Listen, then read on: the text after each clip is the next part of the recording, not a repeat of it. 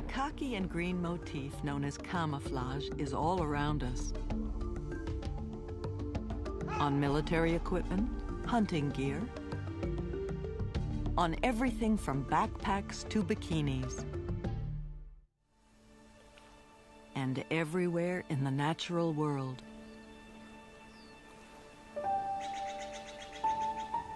Visible and invisible.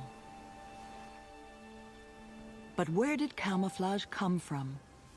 Who understood the mysteries of nature well enough to unlock one of its most precious secrets?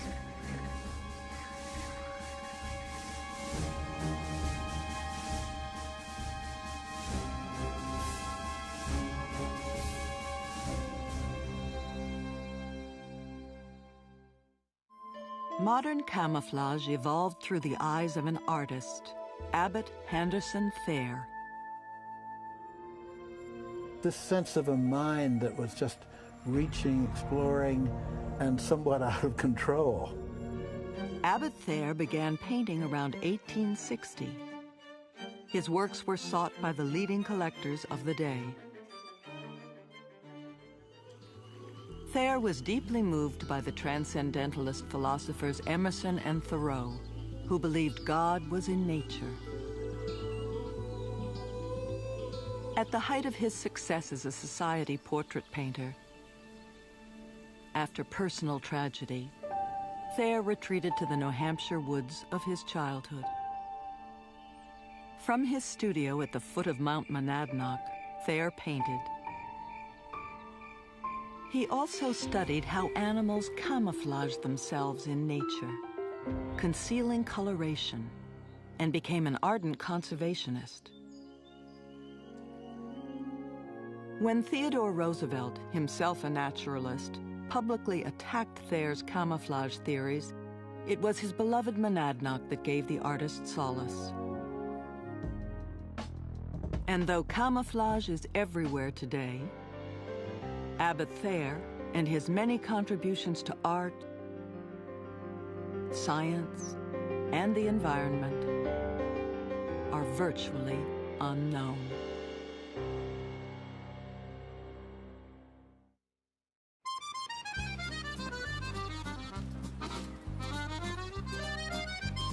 In the late 1800s, studying in Paris was the thing to do for ambitious young American artists. So in 1875, Abbott Thayer went to Paris to study at the École des Beaux-Arts. He brought his new bride, the lovely and refined Kate Blöder, whom he had met in art school in New York. Thayer was accepted to the atelier of the great artist Jean-Léon Gérôme. Gérôme took an interest in Thayer and encouraged him to continue his studies. Abbott and Kate lived in Paris for 4 years. From the very beginning, Abbott Thayer kicked against the traces. When you went to the École des Beaux-Arts, as he did, you were taught how to carefully model a figure and smooth it out and eliminate any evidence of brushstroke. Well, he always was known for his thick application of paint, and he was called on the carpet by the famous painter Gérôme, who ran the Academy. He never really gave up his love of texture and pigment. He was always a painter's painter. And when the Smithsonian did their recent show organized by Richard Murray, it was thronged with contemporary artists who loved the thick, gestural application of paint. Thayer's contemporary, John Singer Sargent, once remarked, "No artist has painted white more beautifully." Thayer was part of a generation of American artists like Sargent, James McNeill Whistler, and George DeForest Brush, who studied the great masters and became known as the American Renaissance. The American Renaissance gained momentum after the Civil War and found its final flowering before World War I, which of course took place about 1914. And the main patrons were the captains of industries, from Andrew Carnegie through Charles Freer, and then the wealth went into the grand houses in Newport and New York City. And in order to create these modern palaces, they looked back to a similar flowering of wealth and art that took place in 15th and 16th century Florence. And the artists who then embellished these grand homes in Newport and in New York looked to the artists of the past for inspiration. And Abbott Thayer was no different. His works emulate the colors and the tones of the great Renaissance paintings. They're rich colors, greens and bottle blacks, but he only reprised the sensibilities of the Renaissance artists, but he didn't copy them. The pattern then for artists was to paint portraits to make a living. He had to make a living. And he painted portraits, and portraits were never meticulously realistic. They were always had this kind of emotional bravura about them.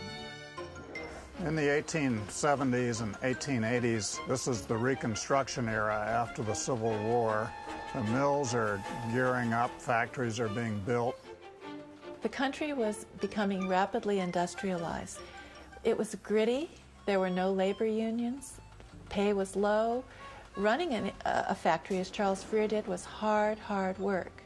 So in the case of Charles Freer, he came back to his beautiful shingle-style home in Detroit and lost himself in his paintings, among which were the 15 Abbott Thayers that he owned.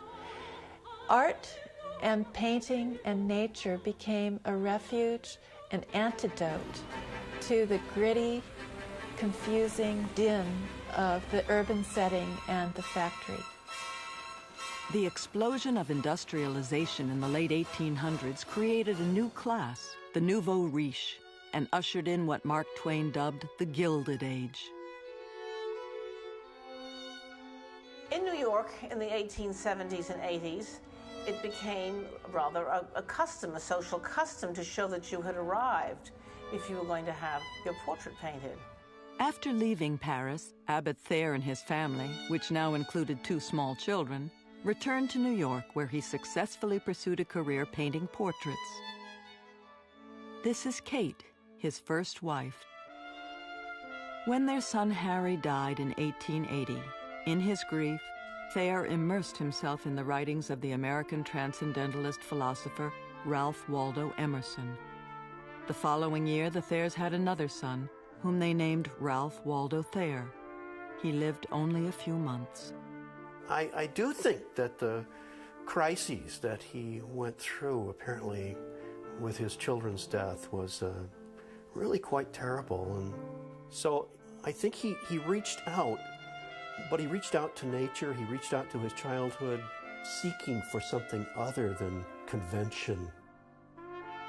Abbott Thayer believed that his work was dictation from God, and his celebration of what he called his higher power was to paint beautiful, young, virginal women, and he put wings on them to lift them to a more elevated, glorified level.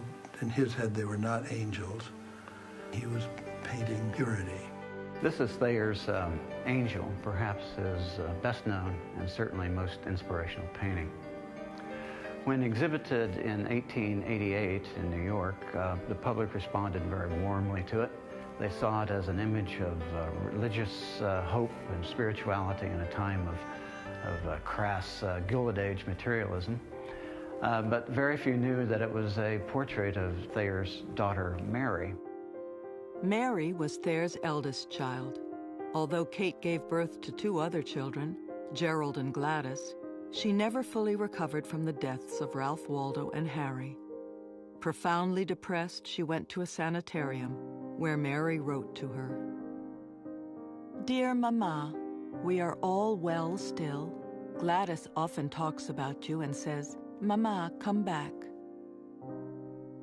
Throughout the 1880s, Thayer's reputation as an artist grew. Initially, he kept a studio in New York City and lived in rented houses in rural New York and New Hampshire.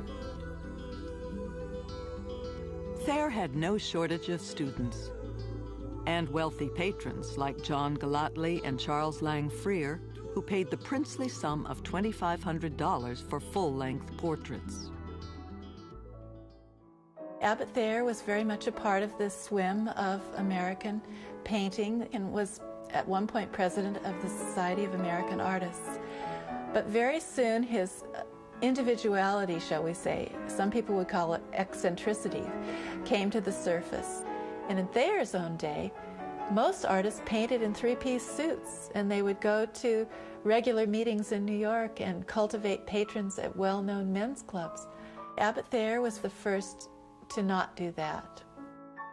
He wore the same unlaundered clothes for years. But that delighted the collectors. They went up to visit him hoping to see something eccentric and different. And when he would say, "Oh, no, I can't give this to you today," even though they'd already paid for something, they took that as part and parcel. Thayer was attracted to the individualism and reverence of nature extolled in Henry David Thoreau's book Walden, published when Thayer was a boy. It is glorious to behold this ribbon of water, sparkling in the sun, the bare face of the pond full of glee and youth, as if it spoke the joy of the fishes within it, and of the sands on its shore, as if it were all one active fish. Such is the contrast between winter and spring. Walden was dead and is alive again. And it didn't really become popular for people to go outdoors and appreciate nature really until the early 19th century. I think, in fairness, it wasn't just vulgarity that kept people from appreciating nature. I think people were a little too close to nature. They were a little too concerned with whether the roof in their thatch hut was leaking, whether the wind was blowing through the wattle and daub, to have much love of nature. It takes a certain degree of comfort and civilization before you can achieve that appreciation for the raw outdoors. And that level of comfort and civilization in the United States came along about the time of Emerson and Thoreau.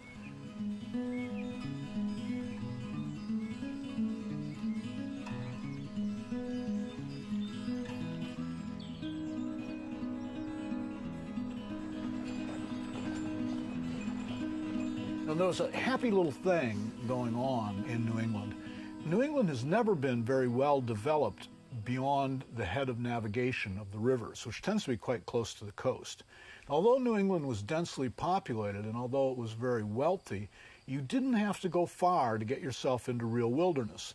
The land is difficult enough, hard to farm, hard to traverse, that even in the midst of the most urban part of America, people had nature very close at hand. The idyllic hamlet of Dublin, New Hampshire, was only 85 miles from Boston, Massachusetts. Thayer was lured to Dublin with a life-changing gift from a well-to-do student, a Miss Mary Amory Green, the granddaughter of the artist John Singleton Copley. And so in 1888, she wrote him a letter saying that she would give him some land and build him a house and a studio if he would come and spend his summers in Dublin. The house was wholly unheated, except for a fireplace, and uninsulated, of course, having been built as a summer cottage. Prominent families from Boston bought land around Dublin, and soon their friends followed. And there was the beginnings of an intellectual, somewhat bohemian, artistic colony that was developing in Dublin, and I think this was very appealing. It was within ready sight of Boston, 85 miles away, and the trains ran up here. Abbott Thayer began spending his summers in Dublin painting and teaching. From the Thayer house, which is no longer there, one could look straight up through a narrow alley of trees that he had cleared up to distant Mount Monadnock, which is a very dominating natural feature of the landscape. Thayer repeatedly painted Mount Monadnock. He would exhaust himself in the morning painting. He would then refresh himself through wandering through the woods, climbing Mount Monadnock in the afternoon and the evening. Monadnock he regarded as a natural cloister. There it is, nothing around it. It's not a big mountain, but it rises up out of a ridge and lake.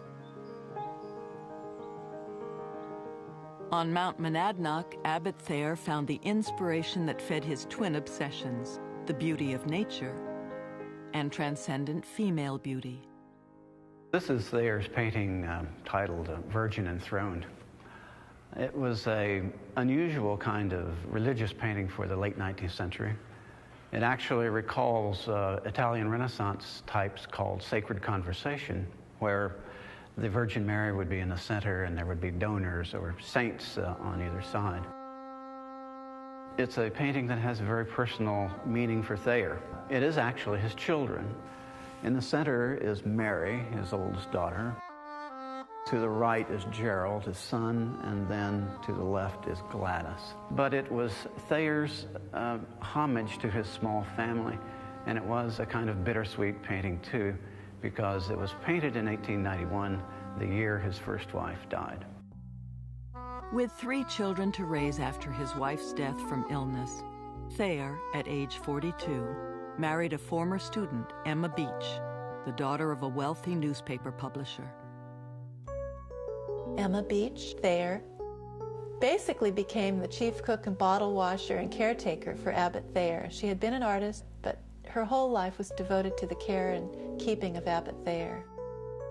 He was only comfortable, one has to say, with uncritical audiences. Any shred of criticism would throw Thayer into a tizzy. It is amazing to find that some of our most interesting and greatest artists had this undercurrent of lack of confidence. Whistler had it, Sargent had it. They all were always on the brink of despair. Thayer especially was on the brink of despair at all times. So having the models that loved him and bolstered him was essential. The free-spirited Elise Pompelli was the inspiration for Caritas, or charity, which embodies the strength and purity of motherhood. Well, I think it was the pursuit of the ideal. I know that my grandmother had a wonderful time posing for him. Thayer was seeing these beautiful young women, the mountain, the landscape, through his own particular emotional scrim. Longtime Dublin resident Elizabeth Poole recalls, "The mountain was feminine, very much so, and he was in love with the mountain. And I think that the women he painted were interchangeable with the mountain and the trees and the sunrise and the sunset. Women and nature and the mountain were all female to him." At the turn of the century, the female figure was the premier subject, and you would hire normally models to pose for you. It was very expensive to hire a model. So Abbott Thayer did what was less expensive, and that was he would use his own children as models for his paintings, or he would employ neighbor girls. In the case of Clara May, she was the 17-year-old neighbor of a well-known Bostonian businessman, or he would use his own Irish maids. In the case of Bessie Price, who more or less worked for room and board and was a beautiful Irish girl with a lovely complexion and radiant coloring. It was essential that he have supportive, adoring female acolytes around him at all time. Well, the most amazing thing is that people were willing to come and live in that house, though I always got the impression from my mother that they didn't do anything to help Mrs. Thayer, they just posed for him. He chose models that would inspire him, who would lift him above the everyday to a realm of transcendent beauty. Beauty that was not fleshly, but somehow went above the personality of the sitter. And that's why the artists such as Thayer would evoke a higher beauty than a mere portrait, something that is lasting and eternal. You felt the aching love he had for his subject, and you had to ache with love for the artist. Though the wings on some of his female subjects don't play well with audiences today, to Thayer, wings elevated his subjects to a higher plane. He was deeply involved with wings in nature. Started as a little boy. He was a bird watcher and imitated calls and drew birds, and that was his way into art, really.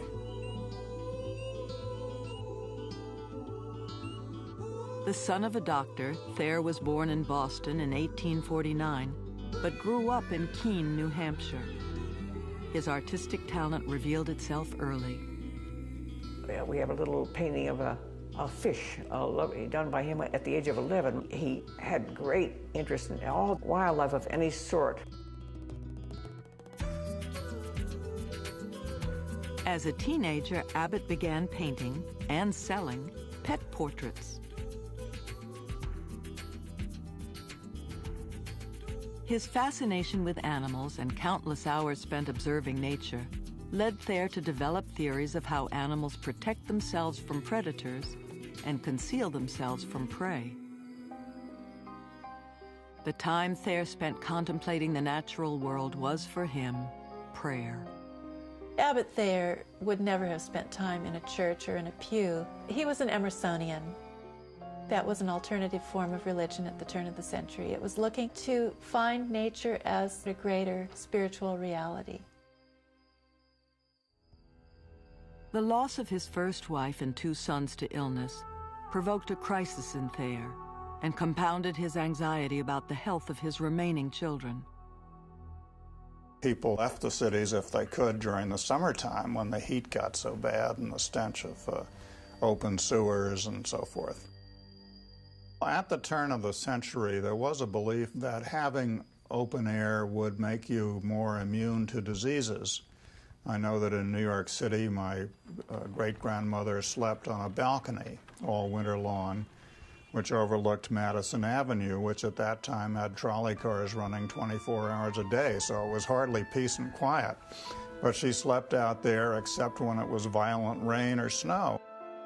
Thayer's dread of the city's contagion spurred him to move with his family to Dublin full-time in 1901, into the house Miss Green had given him. He had theories about health, and of course in those days people were very worried about tuberculosis. The remedy or medicine was supposed to be lots of fresh air, so everybody in the Thayer family had a hut out around in which they slept winter and summer. These things were 3-sided, lean-tos really, and so they could very often wake up covered with snow in the morning. And one of his descendants came back, and the one remark that she made was, how cold it was. He kept his children around him. He wouldn't let them go to school. He was afraid they'd be tainted by the perils of modern society. They loved their father. He loved having them around him. Emma and Abbott Thayer homeschooled the children. Gladys was ridiculed by public school students on holiday for George Washington's birthday. They laughed at her when she asked, "How old is Washington?" Thayer, for all his eccentricities, was a man of real brilliance. The house was filled with music. The level of conversation was very high. When he was gardening, his wife read him Plato. The Thayers found like-minded souls throughout the Dublin community. The Dublin colony was a very literary and theatrical place. It was progressive with many visitors of renown who would come and go, and they would stop and see Abbott Thayer. He was one of the points of interest in the colony. Nearby was Joseph Lyndon Smith, who was patronized also by Charles Freer. He had married a well-to-do woman, and they had built a little theater called the Teatro Bambino, and many of the young people in the area would dress up in costumes and stage pageants and theatricals. Recalls Elizabeth Poole. The plays were very elaborate. The whole community was in them, all ages, and we acted there from the time we could walk until we could no longer walk. That it was somewhat like Medici Florence on a very small scale, where there were patrons and there were artists, and they felt an obligation to one another.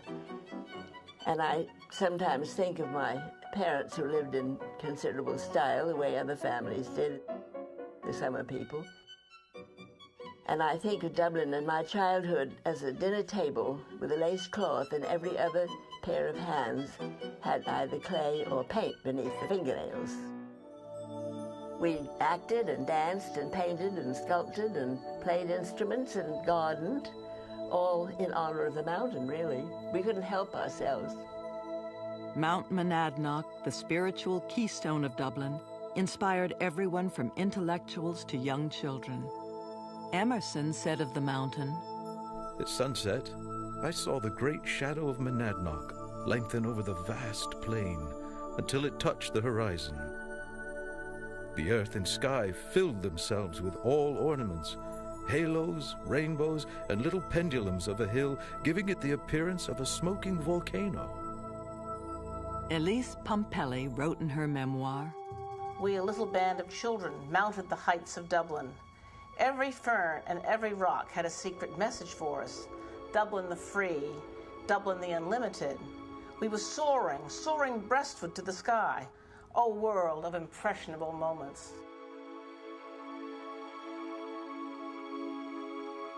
Thayer has been described as the magnetic force of the Dublin artist colony. It was because of him that Frank W. Benson and George DeForest Brush came to summer there. Somebody who was not a painter, but was nevertheless an intellectual of his time, was Mark Twain, and he came here for 2 summers, and he came because of Abbott Thayer. At the end of his first Dublin summer, Mark Twain wrote to a friend, Abbott Thayer had said 3 years before that the New Hampshire Highlands was a good place. Any place that is good for an artist in paint is good for any artist in morals and ink. He was right. It was a good place. Thayer was a 5'7", very lean, thin, aquiline face, full of energy. He radiated energy. He wore long johns, started out in the winter, and as the weather warmed, he cut off the legs so that by summertime he had shorts. One of the mesmerizing qualities of Thayer was that he had this aura around him, like a guru, like a holy man, this devotion to pure beauty and a very active and brilliant mind. Thayer himself ran quite a school on his own grounds so that he could invite young up-and-coming artists such as Richard Merriman and Rockwell Kent and others who are very well known today to come and live with him. He was passionate about looking after his students and making certain that they came to full potential. Thayer regarded his actual painting as dictation from God. He would have these rushes of creativity that would fade, but he was always trying to make everything better and better. And he would go on painting and spoil the God-given passages. So in order to counteract this problem, he employed devoted students who would then copy works that had been, say, achieved a certain point of inspiration and success. And then he would have them copy 2 or 3 versions that he would then go back and play on and experiment on and push forward his inspirations. And these artists lived there and became very devoted to Abbott Thayer. And all of these young men were enthralled by Thayer. They were bemused by his eccentricities. Nature overflowed into his house. There were wild animals that came and went, the weasels and hedgehogs and rabbits. Once he had trapped a porcupine, and he arrived at the dinner table with this platter and whipped off the top, and there was a porcupine who walked around supposedly and nibbled at the food in the various plates. Today we would call Abbott Thayer a manic depressive. We all have met people like this who are very excitable and full of energy and just pouring out their inspiration. And then we see them several days later and you can scrape them off the floor. And that's what Thayer was like.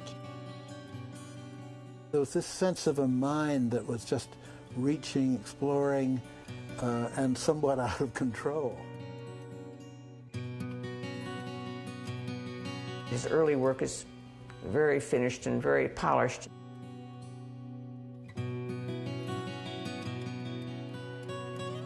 As he grew older, his work was much more spontaneous.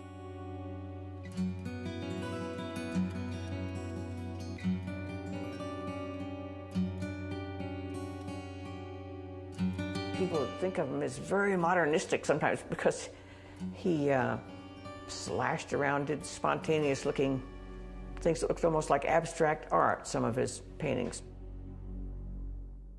At the turn of the century, Abbott Thayer's reputation and notoriety ensured that wealthy collectors vied to buy his work.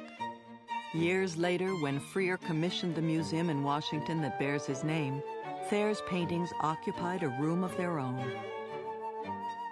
Thayer's patrons willingly accommodated his sometimes difficult personality. They sensed this extraordinary inspiration, this extraordinary genius.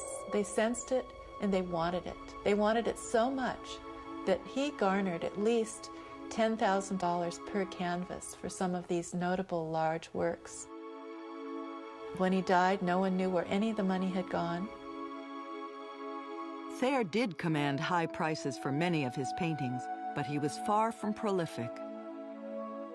It took him years to finish a painting. It used to drive his clients crazy. He was an obsessive repainter. He once crated a painting. These were big. These were practically life-size. And it was taken down to the rail station, and Thayer went down in the night with a lantern and opened up the crate and worked on the painting before it went off. These pictures, for all of their simplicity, and I think their beauty and their genius lies in their simplicity, they were enormous efforts for Abbott Thayer. Many canvases were destroyed or ruined in order to achieve that one final masterpiece. This is an example of Thayer's perfectionism and impatience. This was a portrait. It wasn't working for him, and he became so angry that he took a razor blade and slashed it. Thayer so frequently destroyed his paintings that his family sometimes hid them in the ice house. Although his portraits earned steadily higher prices, he was always strapped for cash to support his retinue of family and models. Thayer wrote to his chief patron, Charles Freer, trying to get paid in advance, even as he was failing to deliver the painting. Let me not pass unnoticed your tender indulgence of us and watchfulness in eternally sending pay ahead of time.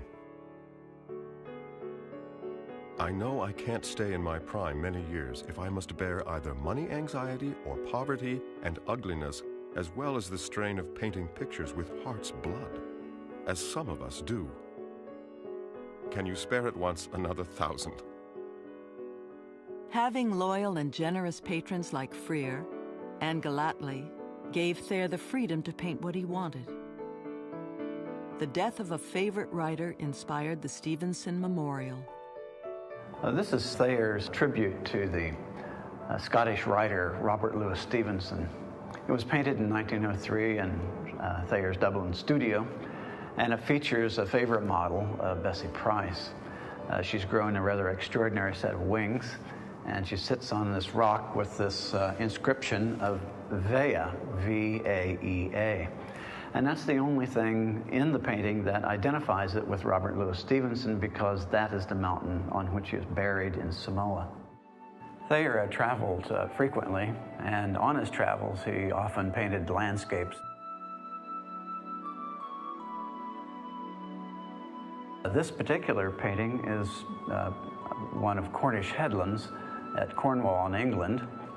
Usually Thayer spent years on ideal figures, on angels and such, but his landscapes were done usually very quickly.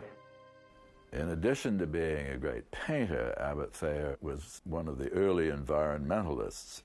We have his correspondence protesting against putting up street lights in Dublin. He thought that took away from the natural environment.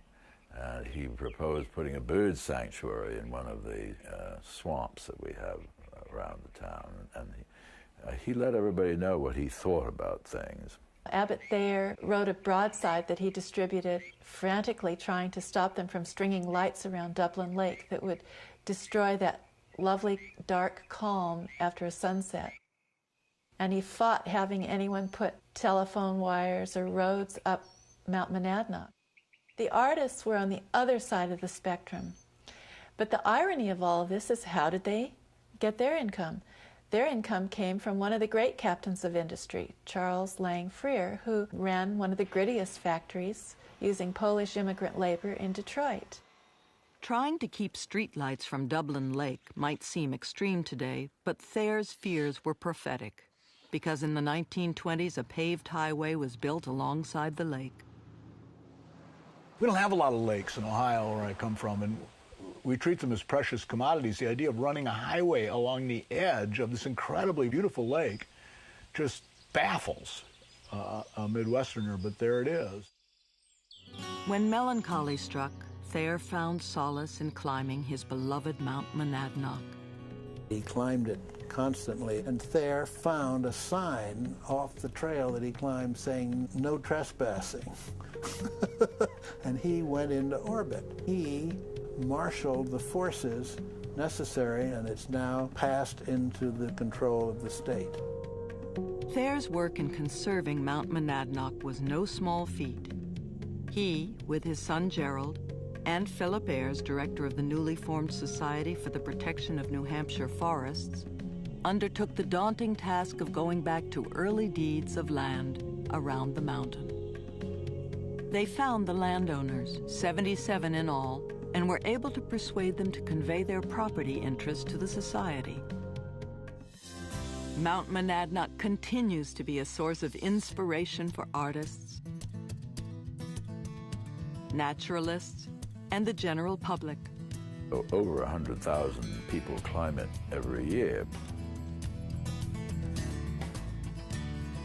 Philip Ayres, Thayer's partner in saving Mount Monadnock, said the unspoiled northeast shoulder and summit of the mountain are very truly memorials to Abbott Thayer. He really saved Monadnock. He had the luxury of time, and he was able to study the natural environment and ask some great questions. How does light work in nature? How does the eye see things? How are animals concealed? Thayer's studies of the strategies nature devised to conceal animals in their environments led him to think about how to disguise the human form. He poured enormous energy and thought into the development of camouflage. In fact, he called it my second child. The first child being painting, the second child being camouflage. He simply believed that because of the nature of painting, he, as a result, knew how to look at concealing coloration. One of the things that he said is that all of painting is about working on a flat surface and trying to make it look like it's rounded, that it's dimensional. And he reasoned then that what camouflage was about many times is to do the inverse, to take something that is rounded, that is volumetric, and to make it appear to be flat or insubstantial. And what Abbott Thayer is saying is that most animals in their environments are dark on the top and light on the bottom, so that when sunlight hits them, a process called counter shading flattens them out and makes them almost invisible to see. All the painters in the Thayer studio, including his students, his wife, daughter Gladys, and especially his son Gerald, worked with Thayer to illustrate his theory of concealing coloration. The resulting book, Concealing Coloration in the Animal Kingdom, was published in 1909. One of the things that Thayer talked about a lot was the most common kind of camouflage, and that's a combination of blending and disruption. The figure is broken up, but at the same time, it also blends with the background. It's a watercolor of a ruffled grouse. The grouse has rather high difference areas in its feathers that make it break up. At the same time, it has certain other areas that make it blend very effectively with the background. Humans, as well as animals, have concealed themselves since earliest times. What Thayer did was create a unified theory, a doctrine that you could put in a book and people could read it and follow the simple directions. His book, The Concealing Coloration, became a text, particularly for the French. In his book, there are 4 butterflies, and 3 of them are monochrome, and then one of them is disrupted. And if you take it out of focus, or if you back away from it, it becomes apparent that that one disrupted butterfly is the one that breaks up first. And that was Thayer's point.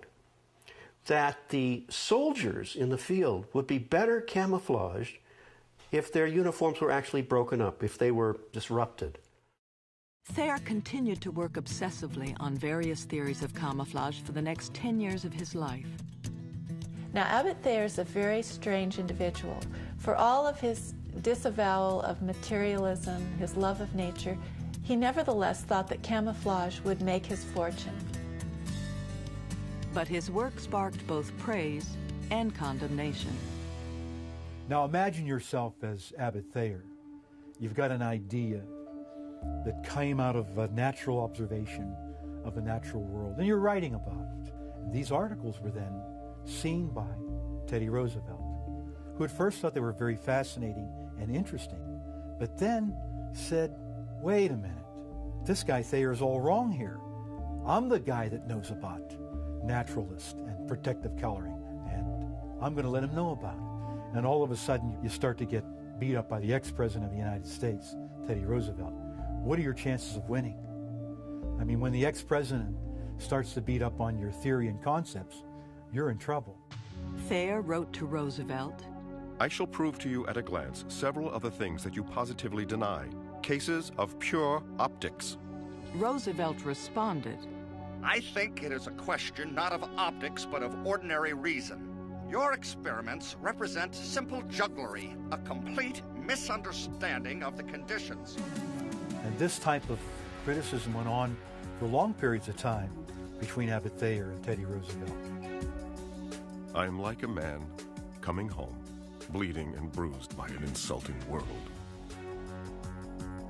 I would say that after about 1910, he more or less left painting behind and turned his energies into developing camouflage.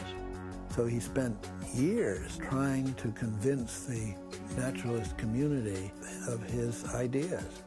And he would put on demonstrations. One of the things that he stressed, which is very smart, is he said, you can't just look at these things, you have to actually look at them from the viewpoint of the predator, because that's how they're designed. He would take these things out to the field, to meetings of naturalists, and he would insist that they actually crouch down on the ground and look at these models from that position, which is a pretty demeaning position. Thayer's problems with the eminent scientists of his time were not only postural. You have a theory and you want things to fit into it. Sometimes that just doesn't happen. Sometimes the coloring of animals is not always for protection, but sometimes it's for selection of their species to find each other. And Abbott Thayer would not give in, and nor would Teddy Roosevelt. My dear Mr. Thayer, if you would face facts, you might really help in elucidating some of the problems when conducting such experiments as your blue jays on snow. Most blue jays don't live where there is any snow. Your experiments are of no more real value than putting a raven in a coal scuttle and then claiming he is concealed. Until you face facts, you cannot do anything that counts. If there were any problems with Abbott Thayer and his ideas, was that maybe he wanted everything to fit into that theory of protective coloration, and that's not always the case. Blue peacock's head just happens very nicely to be the exact same blue as the sky. That really weakened the argument. The Brooklyn Eagle issued a humorous but barbed warning to Thayer. The Colonel is the only authority on protective coloration. Those who differ from him are pseudoscientists merely, wretched, rash, intruding fools, the Poloniuses of zoology. Mr. Thayer may proceed with his self-satisfying demonstrations. On the eve of his execution, a condemned man is always to be treated with consideration. And so there's resistance. You're going against tradition, but his theories were valid. He had very loyal followers. British scientists were very much influenced by Thayer's book. Thayer became more focused on the adoption of his camouflage theories as World War I began. But the U.S. was not involved in World War I at the very beginning. So instead, he was addressing the French. He knew the French. He had lived in Paris. The French picked up right away and named it camouflage. The word camouflage is from the French camoufler, the discharge of smoke. Thayer, horrified by German U-boats sinking merchant ships, frantically tried to persuade Allied leaders to apply his theories to the war effort. All the passion he'd felt for convincing the naturalists was multiplied because it was the war and he was going to save the armed forces. When Thayer approaches various War Departments and says, I have a theory that will help conceal your troops, he's bucking against certain things such as logistical considerations, traditions of how a soldier looks or how a supposed force looks in the field. That is all part of the soldier's mentality, and from a general on down, there may be great resistance to change. Today, you wouldn't think of going into the field without some form of camouflage. For everything, for your tanks, your artillery, everything is a subdued nature. But almost 100 years ago, when Thayer is approaching various War Departments, they're thinking about subdued colors, but he's taking it a greater step forward. He's talking about a scientific disruption in the way people see. If you look in the art world, Seurat with pointillism, how he assembles little bits of color to create a picture. Well, can you do it the other way? Can you deconstruct color to confuse the eyes? And you're trying, like trompe-l'oeil art, to trick the eye, trick the enemy soldier in doubting for a moment, before he takes that rifle shot, did I actually see that? What is that? And that's really what it's all about, survivability on the battlefield. In his personal battle to get people to understand and adopt camouflage, his frustration that this had not been adapted as a fundamental truth was a terrible drain on him. The French did adopt his theories. He did have the camouflage corps there with some of his acolytes in it. And now his frustrations and his obsessions turned to selling his ideas to the Navy. Where he really failed was in the Navy part of it, the naval camouflage. Naval camouflage was vastly different from ground camouflage, from field camouflage. When Thayer first tried to deal with ship camouflage, he essentially applied countershading to the ship. So he began to experiment with dazzle camouflage. Dazzle camouflage used bold, geometric shapes, which did not follow the structural lines of the object on which they were painted. This process would break up its form. American and British naval engineers began experimenting with dazzle camouflage to disguise ships. And when ships were painted in dazzle patterns, it made it difficult to identify where the waterline of the ship ended, or even what direction the ship was moving. Thayer continued experimenting with ship camouflage and became convinced that white was the only color effective in fooling the enemy eye. Dear Franklin Roosevelt, Assistant Secretary of the Navy, as I have been studying the principles of concealing coloration for nearly a quarter of a century, I naturally know what schemes will prove the best. But nobody would adopt Thayer's idea that white was the color to conceal a ship. He reasoned that when U-boats looked at battleships against the sky, they would almost disappear, just as the white tail of the deer made it blend in with the light sky. Thayer became increasingly frustrated as he tried to sell his controversial camouflage theories.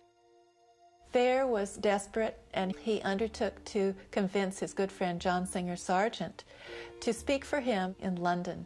And he took a trip over to London. When Thayer arrived in London, he found himself walking the streets sobbing, breaking down. And he called Sargent and asked Sargent to keep the date with the general staff at the War Department. And Thayer got on the next boat for America. So Sargent took this package into this office in front of all these dyspeptic, dubious generals and opened it And inside was a jacket that Thayer wore all the time to paint. He was rarely out of it, and it was daubed with paint, and across it was pinned his wife's stockings and other pieces of cloth, and it was broken color. There it was, camouflage. The generals, sergeant, were outraged. Sergeant said it was a bag of rags. I wouldn't have touched it with my stick. Thayer was so distraught by his failed trip to London, he committed himself to a sanitarium to prevent himself from committing suicide. Dear Sir, Mr. Abbott H. Thayer has dictated the following letter. He is now so anxious to get the matter off his mind.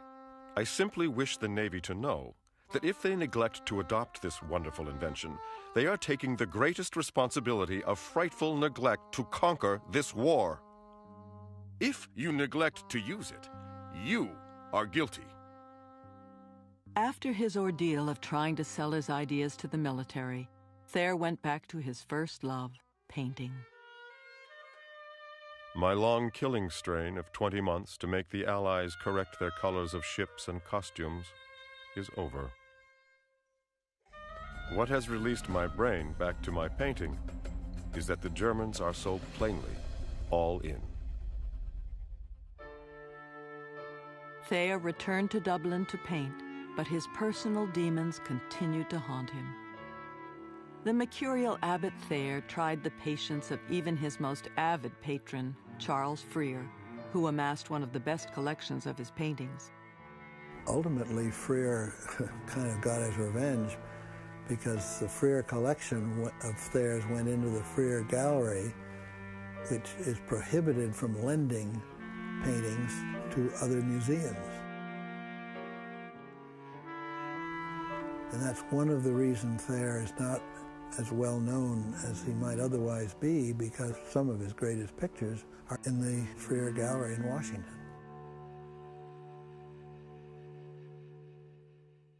One of the last Monadnock canvases that's in the Metropolitan today was denoted the greatest American landscape that had ever been painted. It's very modern, very abstract. And so I think in a very nice way we can see Abbott Thayer as the precursor, the prelude to American modernism. Abbott Thayer is trying to seek the essence, the Emersonian essence of the landscape. The viewer and the landscape then become one. Late in his life, Thayer painted a series of angels that seemed to hover over these areas that he sought to protect. This is the Monadnock angel, painted in 1920 and 21, in fact, one of his very last paintings. And it unites two of his favorite themes of his late career, these angels, and then Mount Monadnock there just above his studio in Dublin, New Hampshire. It's actually a portrait of his daughter Gladys as an angel hovering over the lands that Thayer helped to protect from commercial exploitation.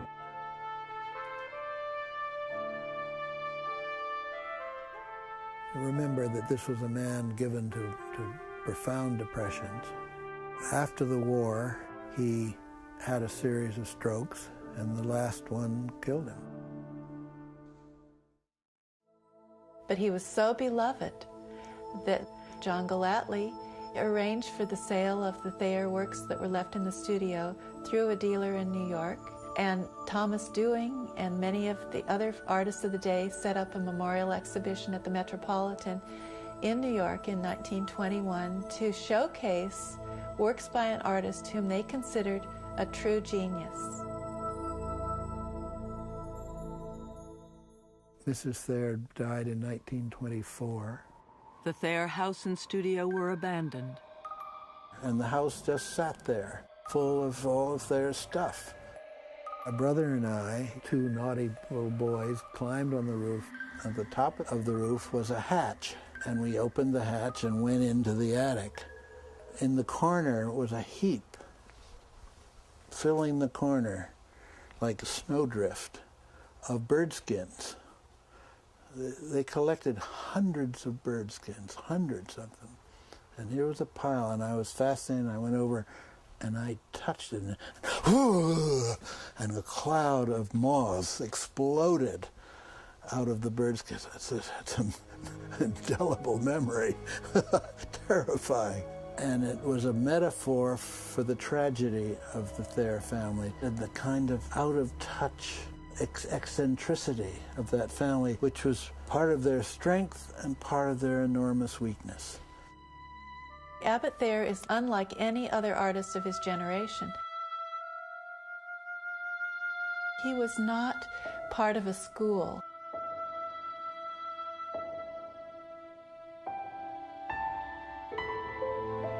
He doesn't fit neatly into a category such as an impressionist painter or an early modernist.